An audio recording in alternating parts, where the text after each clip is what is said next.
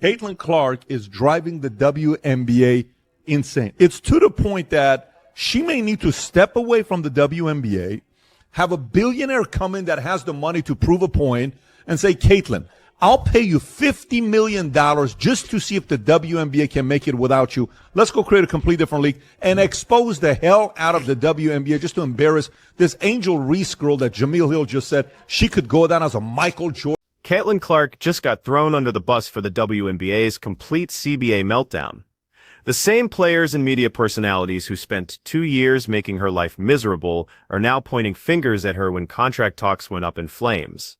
Word is she's seriously considering taking her talents to Europe if this labor disaster doesn't get sorted out fast.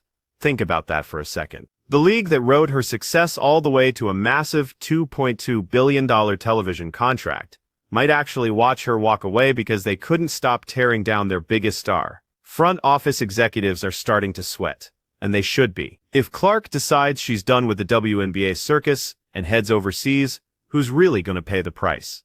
The bitter veterans who never could handle her success, or the league that stood by and let it all happen?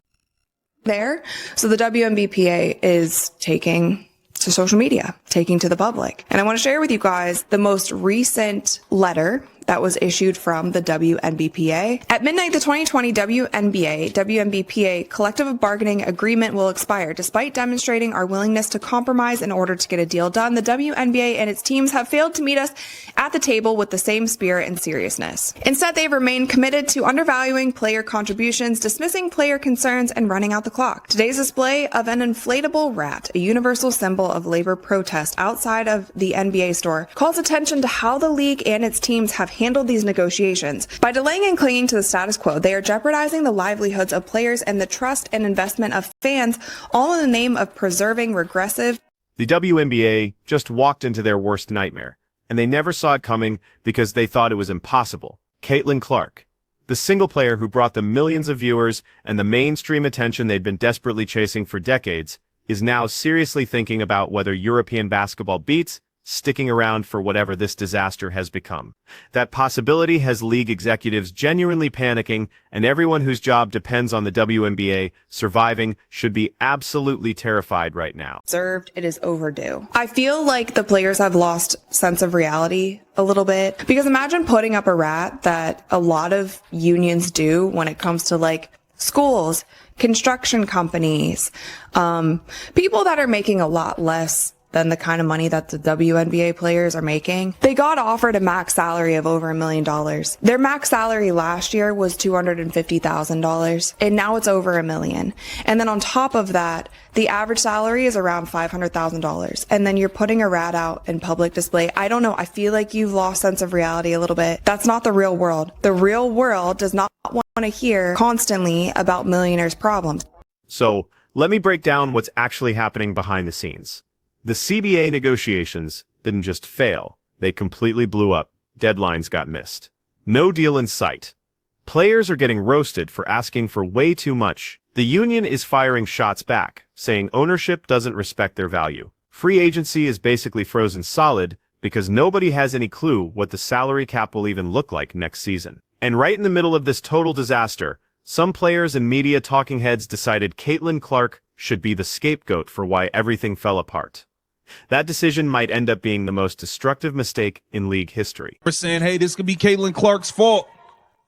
And before I just flipped and lost my mind, I had to sit and think about it. And you know what, Caitlin Clark, this is all happening and it's your fault.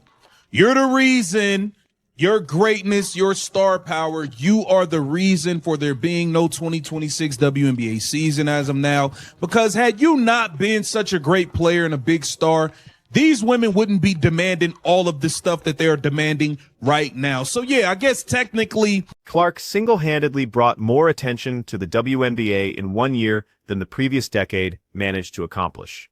Her games regularly drew massive television audiences. Every single arena the Fever played in was packed to capacity. Her merchandise sales shattered every record on the books. Television networks threw down $2.2 billion for broadcast rights, primarily because of the audience explosion she triggered. Every dollar of financial growth the league celebrated can be traced directly to the mainstream excitement she generated. So, how did the veteran players respond to all this success? With jealousy, resentment, and straight-up dirty plays that crossed every line imaginable. Flagrant fouls that would have gotten anyone else suspended immediately. Established stars complaining about her getting special treatment while simultaneously whining that she made too much money. The hypocrisy was absolutely insane.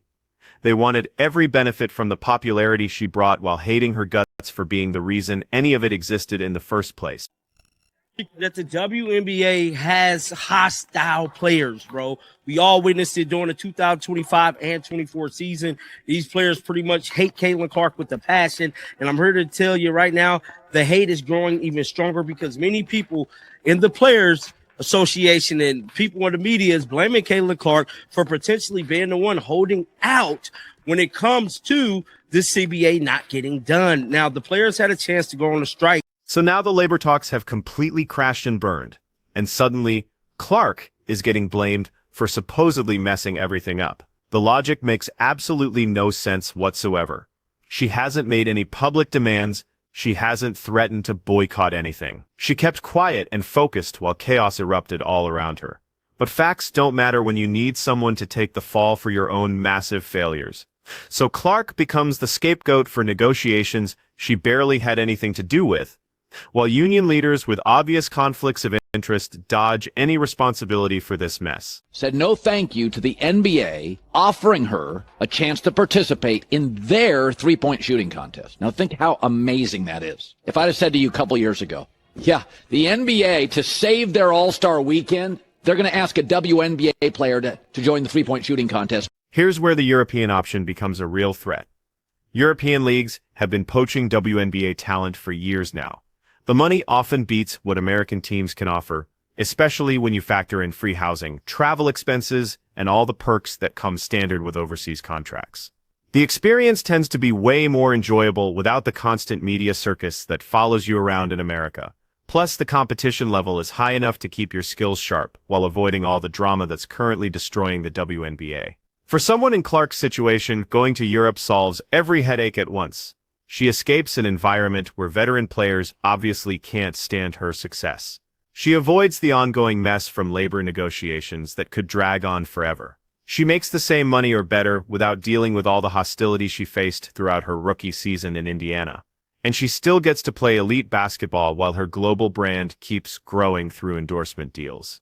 The panic this scenario is causing among WNBA executives and players makes perfect sense. They know exactly what happens when Clark leaves. Television ratings immediately crash back to the pathetic numbers they had before she arrived. Casual fans who only tuned in to watch her stop paying attention and disappear completely. Sponsorship deals that were signed expecting continued growth get renegotiated or canceled entirely. The entire economic foundation built on projections about sustained popularity falls apart completely. Clark leaving would expose just how fragile the WNBA's recent success really was. It wasn't genuine growth driven by the whole league improving together. It was one athlete capturing the public's imagination in ways nobody else could match. Take that athlete away and you're left with a league that most mainstream sports fans still completely ignore. That reality should have demanded some basic common sense from leadership. Protect the person who's generating your success. Don't let bitter veterans create a toxic atmosphere. Deal with flagrant fouls appropriately instead of letting violence go unchecked. None of this required genius-level strategy. It just required not actively destroying yourself. Instead, we witnessed 2 seasons of Clark getting treated terribly while leadership basically did nothing meaningful to stop it. Commissioner Kathy Engelbert offered meaningless statements about physicality being part of the game. Officials allowed contact that would have resulted in suspensions anywhere else. Media personalities downplayed her impact while promoting players who couldn't draw even remotely similar audiences. The message was crystal clear. We'll use your popularity to make money, but we won't actually protect or appreciate you. Now that incompetence is threatening to ruin everything they built, if Clark decides Europe makes more sense, she's gone permanently. Once you leave, momentum shifts and new opportunities open up. She has worldwide appeal that exists completely independent of the WNBA. She doesn't need American women's basketball nearly as much as it desperately needs her. That reality should have been obvious from day one. but jealousy and short-sighted thinking prevented people from seeing it clearly. The team owners understand this way better than the players apparently do. They're telling teams to keep moving forward with free agency planning despite the CBA uncertainty. That shows they expect to eventually reach a deal and won't let union pressure shut down operation. The current legal framework allows them to make qualifying offers under the expired terms while negotiations continue. That structure gives ownership way more leverage than players seem to realize. The players thought they held all the power because of increased revenue and attention, but that leverage only works if the source of attention stays involved. When Clark leaves, their negotiating strength disappears instantly. Owners can point to plummeting viewership and disappearing sponsors to justify rejecting union demands. The entire bargaining situation transforms from pay us fairly based on recent growth to we'll be lucky if the league survives losing its main attraction. Union leadership, with Nafisa Collier as vice president, has created additional problems through obvious conflicts of interest. She runs Unrivaled, a competing basketball venture that directly benefits when the WNBA struggle. Her credibility during negotiations gets undermined by those business connections, and her public criticism of league management while promoting her own company has damaged the union's position. Now her league's viewership numbers are absolutely terrible, and suddenly she's trying to seem reasonable and cooperative. The change in attitude is transparent and unconvincing. Kelsey Mitchell's free agency situation perfectly shows everything that's broken about this match. She's one of the league's best players and was crucial to Indiana's success playing alongside Clark. Her future should be straightforward to figure out. Instead, it's tied up in broader negotiations that have nothing to do with her individual talent. That uncertainty affects her career choices and the Fever's ability to build on what they accomplished. All because league-wide talks fell apart over issues that should have been resolved months ago. The Fever built something special. Clark, Mitchell, Aaliyah Boston, Lexi Hull, Kelsey Mitchell, the team chemistry and talent created basketball that fans genuinely got excited to watch. They made the playoffs and showed they could compete when everything that momentum should carry into next season, with roster improvements and continued development. Instead, everything is stuck in limbo, because people who should have prioritized growth got distracted by petty jealousies and power struggle. Blaming Clark for the CBA failure is the ultimate self-defeating move. She's the reason these negotiations even matter in the first place. Without her impact, we'd be talking about minor adjustments to existing terms instead of major revenue increases and salary bumps. She created the financial growth that makes player demands even remotely realistic, and some players respond by making her the villain when talks collapse. The short-sightedness is absolutely staggering. The idea that Clark might accidentally destroy the WNBA isn't even far-fetched anymore. If she leaves for Europe and viewership collapses, the economic model supporting the league falls apart. Broadcasting deals get renegotiated for way less money. Sponsor involvement drops dramatically. Teams go back to losing money hand over fist. Everything could fall apart quickly once the growth engine disappears. That's not Clark's fault. That's institutional failure by people who should have known better. The way Clark got treated will definitely be remembered. ESPN will eventually make their documentary about how the WNBA had its most transformative star ever and somehow created conditions so toxic she considered leaving. How established players met unprecedented success with bitterness instead of gratitude. How union leadership put private business interests ahead of collective benefit. How league administration failed to protect their most valuable asset. It'll be a textbook example of organizational failure and wasted opportunity. Europe represents an escape from all that dysfunction. No labor disputes. No resentful veterans throwing cheap shots. No media narratives questioning whether she deserves credit for the league's growth she obviously created. Just competitive basketball in environments where players and organizations actually appreciate her presence. The lifestyle differences matter a lot too. European teams usually provide housing, cars, and amenities that make life comfortable. The pace is more relaxed without the constant media scrutiny that comes with being America's most polarizing athlete. The financial math is more complex than it appears on the surface. WNBA salaries are capped, but European contracts can be extremely lucrative, especially for top talent. When you factor in benefits and reduced living costs in certain markets, the total compensation often exceeds what American teams can offer under current terms.